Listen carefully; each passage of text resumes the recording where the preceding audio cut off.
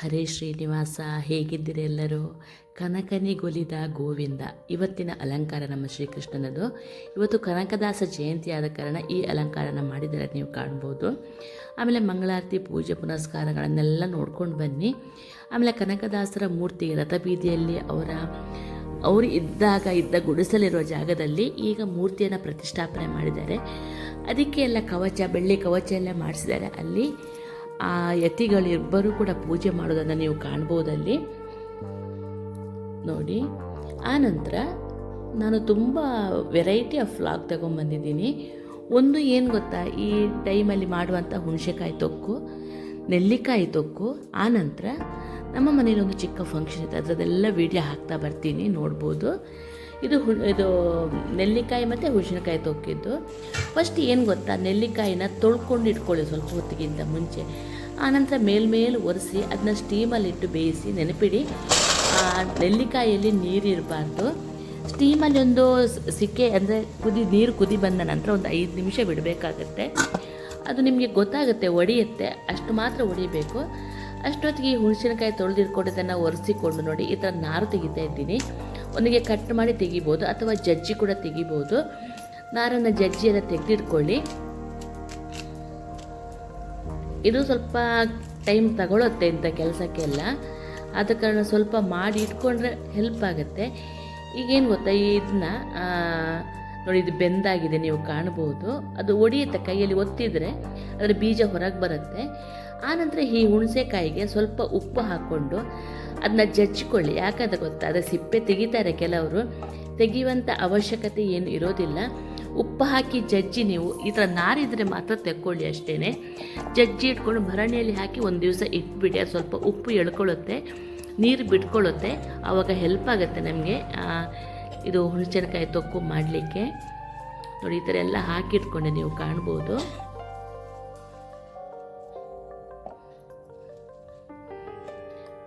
ಒರಳು ಕಲ್ಲಿದ್ರೆ ಒರಳು ಕಲ್ಲಲ್ಲಿ ಫುಲ್ ದೊಡ್ಡ ಇದು ಒನಕೆ ಇಟ್ಕೊಂಡು ನಾವು ಇದು ಮಾಡ್ಬೋದು. ಆವಾಗ ನೋಡಿ, ಇದಕ್ಕೆಲ್ಲ ಹೀಗೆ ಸ್ವಲ್ಪ ಉಪ್ಪು ಹಾಕಿ, ಒಂದು ಅಂದಾಜಿಗೆ ಹಾಕಿ, ಅದಕ್ಕೆ ಸ್ವಲ್ಪ ಉಪ್ಪು ಹಿಡಿಸುತ್ತೆ, ಯಾಕಂದರೆ ತುಂಬ ಹುಳಿ ಇರುತ್ತೆ ಇದು.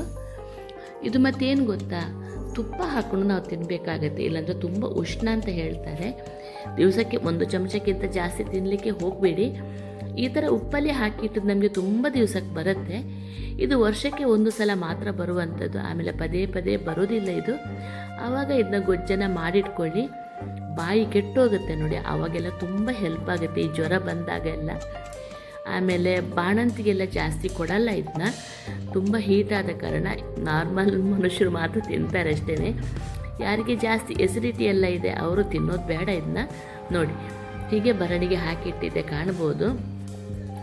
ಈ ಕಡೆಯಿಂದ ತಣ್ಣಗಾದ ನಂತರ ನೆಲ್ಲಿಕಾಯಿದು ಬೀಜ ತೆಗೆದಿಟ್ಕೊಂಡಿದ್ದೀನಿ, ನೀವು ನೋಡ್ಬೋದು ಇಲ್ಲಿ. ಅದಕ್ಕೆ ಈಗ ಮಸಾಲೆಗಳನ್ನೆಲ್ಲ ಹಾಕ್ತಾ ಬರೋಣ. ಅದಕ್ಕೆ ಸ್ವಲ್ಪ ಮೇಲಿಂದ ಉಪ್ಪು, ಅರಿಶಿನ, ನೋಡ್ಬೋದು ಎಲ್ಲ ಬೀಜ ತೆಗೆದಿಟ್ಕೊಂಡಿದ್ದೀನಿ ಕಾಣ್ಬೋದು.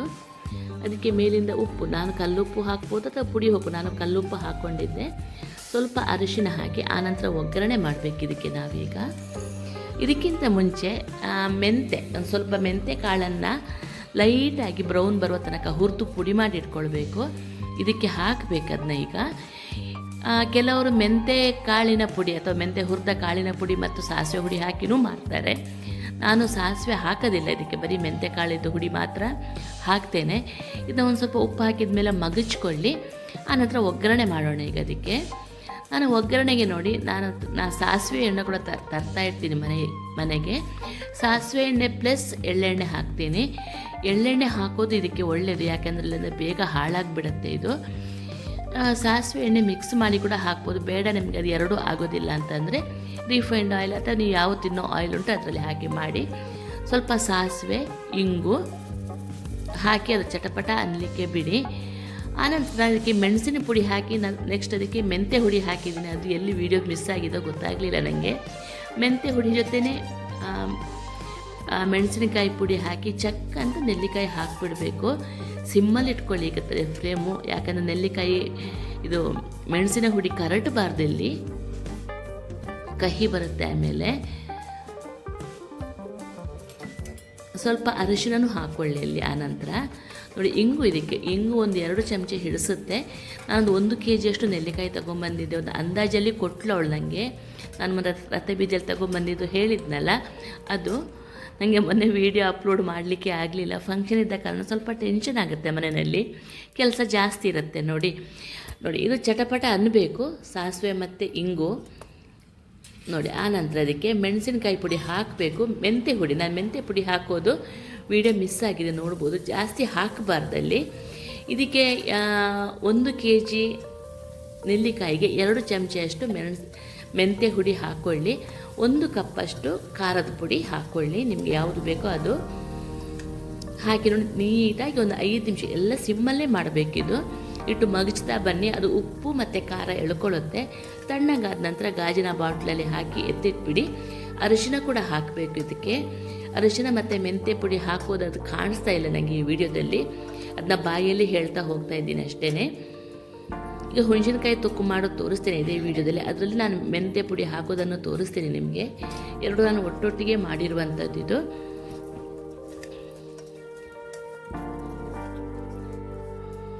ನನಗೆ ವಿಡಿಯೋ ಇದು ವಾಯ್ಸ್ ಓವರ್ ಮಾಡಬೇಕಿದ್ರೆ ಬಾಯಲ್ಲಿ ನೀರು ಬರ್ತಾ ಉಂಟು. ನೋಡಿ ಅದನ್ನ ಭರಣಿಗೆ ತುಂಬಿಸಿಟ್ಟಿದ್ದೀನಿ. ಈಗ ಹುಣಸೆಕಾಯಿನ ಉಪ್ಪು ಹಾಕಿ ಜಜ್ಜಿಟ್ಟಿದ್ವಲ್ಲ, ಅದನ್ನ ಒಂದು ಪಾತ್ರೆಗೆ ತಗೊಳ್ಳಿ. ಅದಕ್ಕೆ ಖಾರ ಹಾಕಿ ಮಿಕ್ಸಿ ಜಾರಲ್ಲಿ ಹಾಕಿ 1 ರೌಂಡ್ ತರಿ ಆಗುವಂಗೆ ಅದನ್ನ ಪುಡಿ ಮಾಡ್ಕೊಳ್ಬೇಕು. ಎಕ್ಸ್ಟ್ರಾ ನೀರು ಎಲ್ಲೂ ಹಾಕ್ಕೊಳ್ಳಿಕ್ಕೆಲ್ಲ, ಅದು ನೆನಪಿಟ್ಕೊಳ್ಳಿ.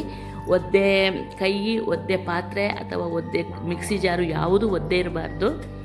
ಇದು ಈ ಥರ ಉಪ್ಪಲ್ಲಿ ಹಾಕಿಟ್ಟಿದ್ದು ತುಂಬ ದಿವಸ ಬರುತ್ತೆ. ಒಂದು ಸ್ವಲ್ಪ ಕಾಯಿ ಮೆಣಸು ಹಾಕಿ ಮಿಕ್ಸಿಗೆ ಹಾಕಿ ಪುಡಿ ಮಾಡ್ಕೊಳ್ಳಿ. ನೋಡಿ ಈ ಥರ. ನಿಮಗೆ ಖಾರ ನಿಮಗೆ ಬೇಕಾದಷ್ಟು ಹಾಕೊಳ್ಳಿ. ನಾನೊಂದು 20 ಕಾಯಿ ಮೆಣಸು ಹಾಕ್ಕೊಂಡಿದ್ದೀನಿ. ಇದಕ್ಕೆ 50 ಕಾಯಿ ಮೆಣಸು ತನಕ ಹಿಡಿಸುತ್ತೆ ಖಾರ ಇಷ್ಟ ಆಗೋವರಿಗೆ. ನಮ್ಮನೇಲಿ ಖಾರ ಇಷ್ಟ ಇಲ್ಲ ಕಾರಣ ಒಂದು 20 ಕಾಯಿ ಮೆಣಸು ಹಾಕ್ಕೊಂಡಿದ್ದೀನಿ. ನೋಡಿ ಇದನ್ನ ಹಾಕಿ ನೀಟಾಗಿ ಒಂದು ಪುಡಿ ಮಾಡ್ಕೊಳ್ಳಿ. ನೀರು ಹಾಕಲಿಕ್ಕೆ ಹೋಗಬೇಡಿ. ಒಂದು ಪಲ್ಸಲ್ಲಿ ಒಂದು 3-4 ಸುತ್ತು ಪಲ್ಸ್ ತಿರುಗಿಸಿದ್ರೆ ಸಾಕು.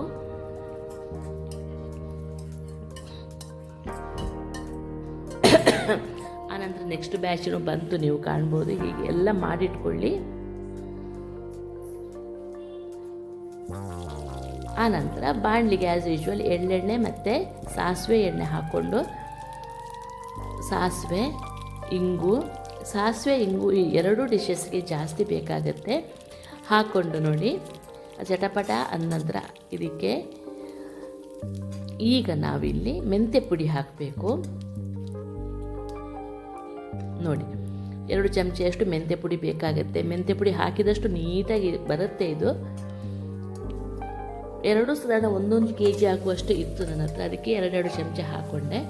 ನೋಡಿ ಇಲ್ಲಿ ಸ್ವಲ್ಪ ಅರಿಶಿನ ಹಾಕ್ಕೊಂಡು ಮಗಚಿದ್ರೆ ಸರಿ. ಇನ್ನು ಸ್ವಲ್ಪ ಉಪ್ಪು ಕಡಿಮೆ ಅಂತ ಅನ್ನಿಸ್ತು, ಆಮೇಲೆ ಸ್ವಲ್ಪ ಉಪ್ಪು ಹಾಕ್ಕೊಂಡೆ. ಇದಕ್ಕೆ ಖಾರ ಸ್ವಲ್ಪ ಕಡಿಮೆ ಇತ್ತು, ನೀವು ಬೇಕಂದರೆ ಖಾರ ಸ್ವಲ್ಪ ಜಾಸ್ತಿ ಹಾಕ್ಕೊಳ್ಳಿ.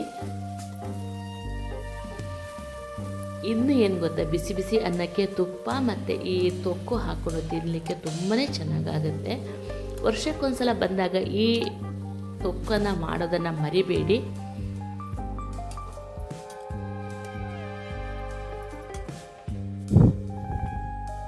ನೋಡಿ ಆಗ್ಬಿಡ್ತಿದ್ದು.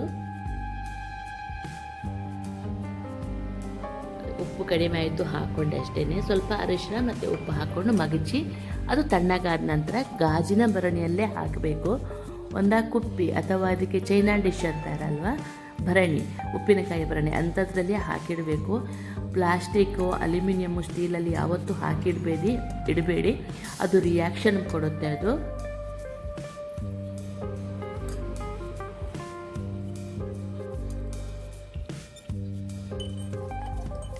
ಇದನ್ನು ಸ್ವಲ್ಪ ಅದನ್ನ ಬಿಸಿ ಮಾಡಿ ಆರಿಸಿ ನಾವು ಬಾಟ್ಲೊಳಗೆ ಹಾಕಿಟ್ರೆ ಒಂದು 5-6 ತಿಂಗಳು ಕೆಡಲ್ಲ. ನಾನು ವರ್ಷವೂ ಇದನ್ನ ಮಾಡ್ತೀನಿ. ಏನು ಗೊತ್ತಾ, ನಮ್ಮ ಟ್ರೆಡಿಷನಲ್ ಡಿಶಸನ್ನು ಈ ಥರ ಮಾಡ್ತಾ ಇರಬೇಕು ಅಂತ ನನ್ನ ಒಂದು ಅಭಿಮತ. ನೀವೇನು ಹೇಳ್ತೀರಿ ಹೇಳಿ? ಯಾರೆಲ್ಲ ಹುಣಸಿನಕಾಯಿ ತೊಕ್ಕು, ನೆಲ್ಲಿಕಾಯಿ, ಉಪ್ಪಿನಕಾಯಿ ಎಲ್ಲ ಯಾರು ಮಾಡ್ತೀರಾ ಅಂತ ಹೇಳಿ.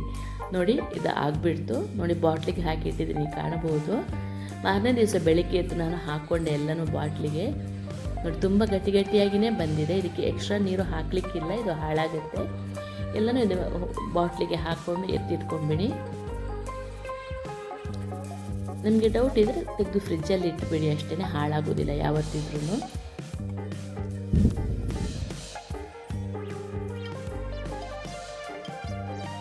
ಆಗಿಬಿಡ್ತು. ವಿಡಿಯೋ ಇಷ್ಟ ಆದರೆ ಗೊತ್ತಲ್ಲ, ಲೈಕ್ ಶೇರ್ ಕಮೆಂಟ್ಸ್ ಮಾಡೋದನ್ನು ಮರಿಬೇಡಿ. ಸಬ್ಸ್ಕ್ರೈಬ್ ಮಾಡಿಕೊಂಡು ನೋಡಿ. ಆನಂತರ ಈ ನೆಲ್ಲಿಕಾಯಿದಂತೂ ತುಂಬಾ ಚೆನ್ನಾಗಾಗುತ್ತೆ. ನಾನು ಒಂದು 10 ವರ್ಷದಿಂದ ಮಾಡ್ತಿದ್ನೋ ಏನೋ, ನೋಡ್ಬೋದು. ಅದನ್ನು ಹೇಳಬೇಕಿದ್ರೆ ಬಾಯಲ್ಲಿ ನೀರು ಬರ್ತಾ ಉಂಟು. ಮಾಡಿ ನೋಡಿ ಫ್ರೆಂಡ್ಸ್. ಆನಂತರ ಒಂದು ಹೆಲ್ದಿ ತಂಬುಳಿ ಮಾಡೋದನ್ನು ನೋಡೋಣ. ಕೇಪಳ ಹೂವು ಅಥವಾ ಬಂದೂಕ ಪುಷ್ಪ, ನೋಡಿ, ಇದಕ್ಕೆ ಕೇಪಳ, ಇದು ಗುಡ್ಡೆಯಲ್ಲೆಲ್ಲ ಬೆಳೆಯುತ್ತೆ ನಮ್ಮಲ್ಲಿ, ಕಸಿ ಕೂಡ ಸಿಗುತ್ತೆ. ಕಸಿಗಿಂತ ಈ ಗುಡ್ಡೆಯಲ್ಲಿ ಕಾಡಲ್ಲೆಲ್ಲ ಬೆಳೆದಿರುತ್ತೆ ನೋಡಿ, ಅದು ತುಂಬಾ ಒಳ್ಳೆಯದು, ತೆಕ್ಕೊಳ್ಳಿ. ನಮ್ಮ ದೇವಿ ಪೂಜೆಗೆ ಇದು ಬೇಕೇ ಬೇಕು ನೋಡಿ. ತೆಂಗಿನಕಾಯಿ, ಉಪ್ಪು, ಮೆಣಸಿನ ಪುಡಿ, ಜೀರಿಗೆ, ಬೆಲ್ಲ ಇಷ್ಟನ್ನು ಒಟ್ಟಿಗೆ ಹಾಕ್ಕೊಂಡು ರುಬ್ಕೊಳ್ಳಿ ನೋಡಿ. ಒಟ್ಟಿಗೆ ಹಾಕ್ಕೊಂಡು ರುಬ್ಕೊಂಡು ಅದಕ್ಕೆ ಸ್ವಲ್ಪ ಮಜ್ಜಿಗೆ,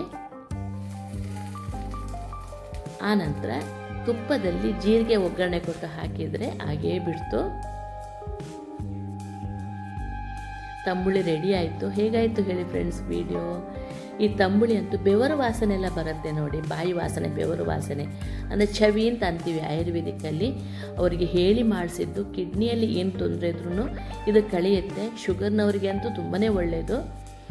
ನೋಡಿ, ಮೊನ್ನೆದು ಕೊನೆಯ ದಿನದ ಲಕ್ಷದೀಪ ಶನಿವಾರದ ಅವತ್ತು ನಮ್ಮ ಮನೆಯಲ್ಲಿ ಫಂಕ್ಷನ್ ಆವತ್ತೇ ಸ್ಟಾರ್ಟ್ ಆಗಿದೆ. ಸ್ವಲ್ಪ ವೀಡಿಯೋ ಕ್ಲಿಪ್ಸಿಂಗ್ಸನ್ನು ಹಾಕೋತಾ ಬರ್ತೀವಿ, ನೋಡ್ಕೊಂಡು ಬನ್ನಿ. ದೀಪ ಹಚ್ತಾ ಇದ್ದೀವಿ ರಥಬೀದಿಯಲ್ಲಿ, ನೀವು ನೋಡ್ಬೋದು. ರಥೋತ್ಸವಕ್ಕೆಲ್ಲ ಹೋಗಲಿಕ್ಕೆ ಆಗಿರಲಿಲ್ಲ ನನಗೆ ಆವತ್ತು. ನೋಡಿ, ಸ್ವಲ್ಪ ಭಜನೆ ನೋಡ್ಕೊಂಡು ಬನ್ನಿ.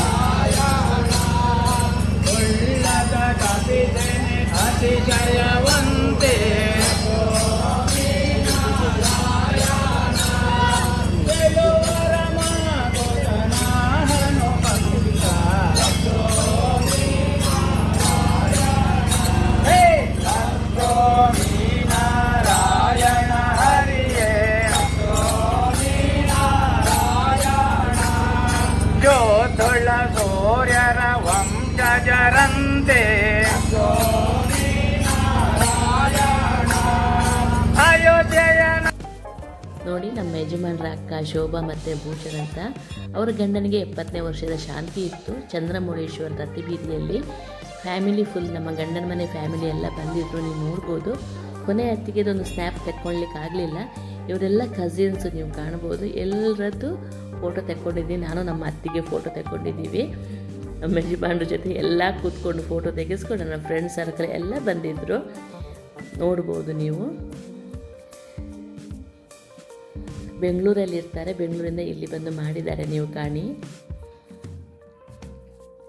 ನಮ್ಮ ಅತ್ತಿಗೆದು ಮೇಕಪ್ಪು ನೋಡಿ ನಾವೇ ಮಾಡಿರೋದು ಸೇರಿಕೊಂಡೆಲ್ಲ. ಹೇಗಾಯಿತು ಹೇಳಿ ಈ ವಿಡಿಯೋ? ಇಷ್ಟ ಆದರೆ ಲೈಕ್ ಶೇರ್ ಕಮೆಂಟ್ಸ್ ಮಾಡೋದನ್ನು ಮರಿಬೇಡಿ. ಬೇಕಾದವರಿಗೆ ಈ ವಿಡಿಯೋನ ಶೇರ್ ಮಾಡ್ಕೊಳ್ಳಿ. Thank you for watching.